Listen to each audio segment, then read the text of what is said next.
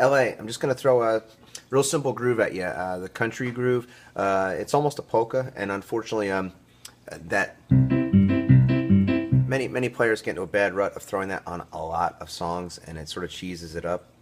Every song starts sounding the same.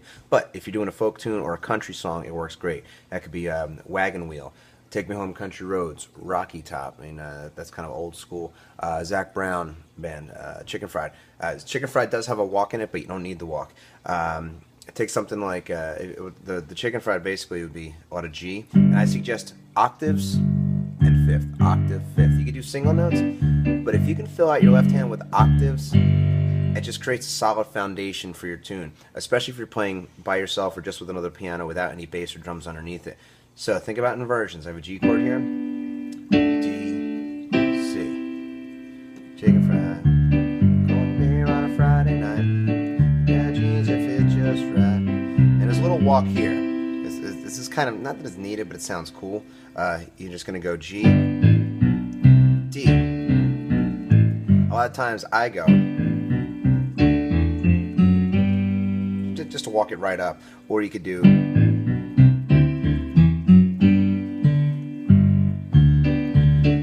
easiest way, walk it straight up, and do re mi fa sol fa mi re do, and the chords are 1, 5, and it starts over again.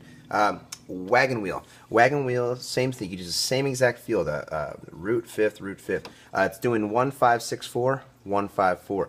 I do it in G. I think it's in A originally. I just keep it down for my low voice, but and down south of the land of the pines, on my way into North Carolina, staring up the road, a pretty cat I see headlights. And down the coast, 17 hours, speaking me a blue cat dog with flowers and a home for ride. See my baby tonight. You can walk here. Rock me, mama, like a wagon wheel. Rock me, mama, anyway you feel. Hey, mama, rock me. You don't have to walk it down, or you could do if you want to. So think about those octaves that you practice within scale, and then start thinking about octave, and I have a fifth right in between it. You can practice the inversions again like this. You can practice that solo stuff.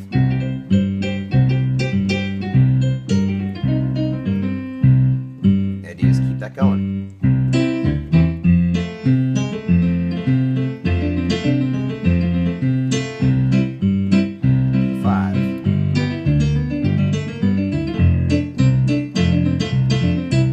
Okay, so you have octaves with the fifth, root fifth, root fifth. And one last thing to try.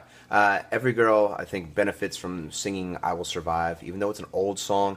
It's not. It should probably not at the top of your list of things to do, but it offers some good practice for your left hand and inversions. It's in A minor, and all you're doing is this. You could walk these. I would stick with just rolling the octaves right now.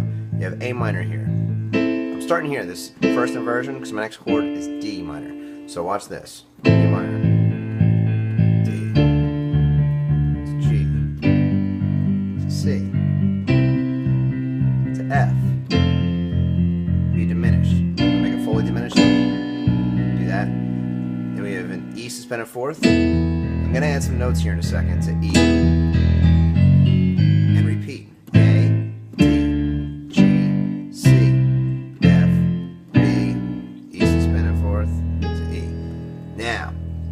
I'll add some notes. You can always add sevenths to any of these chords, but there's a couple in particular that sound nice as major sevenths. Watch this. Here's A minor. Here's D. Here's G. I'm going to leave the C out here. A C major 7 there. This is too dissonant. You get the C in the left hand. The F, it looks like an A minor chord. It's actually 5th, 7th, 3rd, because my root is down here. B diminished. E7 suspended fourth sounds cool to E7. Watch it all put together. A, D, G, here's that C, F, B, E7 suspended fourth, D. You don't need this stuff. That'll all come at another time. So don't worry about that. So octaves with fifths, use your inversions, then I will survive. Use that as a good practice for left and right hand together. Hope that helps.